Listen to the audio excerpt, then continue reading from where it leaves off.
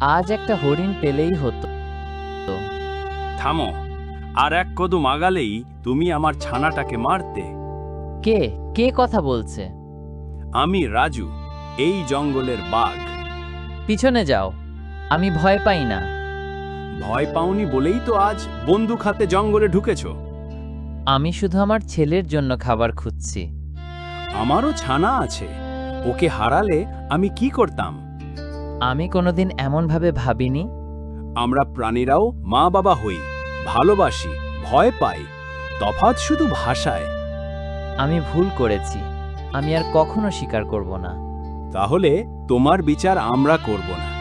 জঙ্গলে যারা সত্য বোঝে তারা শত্রু নয়। আজ প্রথমবার আমি জঙ্গলের ভাষা বুঝলাম। এখন ফিরে যাও আর বনটাকে তোমার ছেলের মতো ভালোবাসো।